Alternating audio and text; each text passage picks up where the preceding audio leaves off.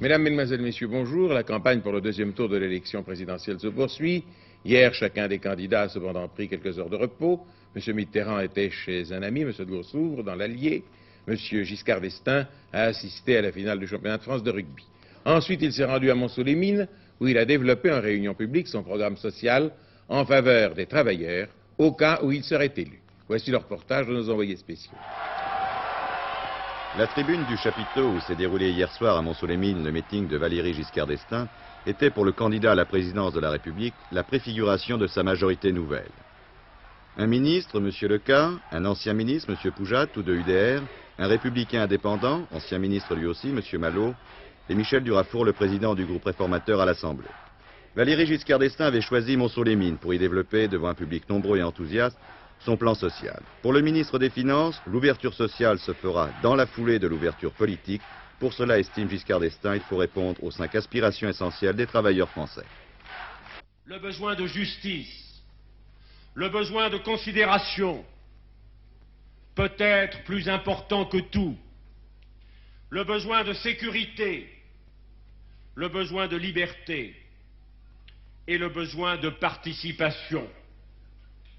Pour répondre à ces 5 aspirations, qui sont celles des travailleurs français, il faut assurer la sécurité de l'emploi, il faut organiser une répartition plus juste des revenus, il faut améliorer les conditions du travail, il faut accroître la liberté et la responsabilité des travailleurs, et il faut enfin reconnaître le rôle des travailleurs, des employés et des cadres dans l'entreprise.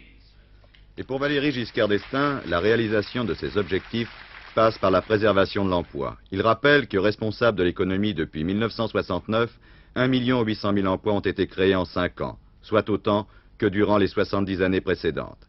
Si, dit-il, les Français sont à l'abri du chômage, la formation professionnelle est une politique à suivre et à continuer, surtout pour les jeunes, dont beaucoup ont encore des difficultés pour trouver leur premier emploi. Il ne suffit pas que les emplois existent.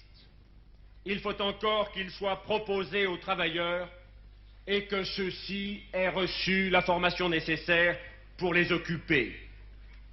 Dans ce but, les gouvernements auxquels j'ai participé, le gouvernement de M. Chaban-Delmas, le gouvernement de M. Pierre Messmer, ont donné à la formation professionnelle une dimension sans équivalent ailleurs, et notamment sans équivalent en Europe, et ont mis en place l'Agence nationale pour l'emploi.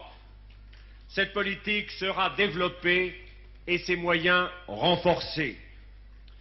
Cependant, les jeunes qui sont parmi vous, si nombreux, et leurs parents, savent bien que la recherche des premiers emplois est toujours difficile et souvent décevante. Il appartient à la collectivité responsable de leur formation d'aider les jeunes à trouver un travail et plus encore un métier et une carrière. À cet effet, je demanderai au gouvernement de faire en sorte qu'une partie des personnels de l'Agence nationale pour l'emploi se spécialise dans le problème de l'emploi des jeunes.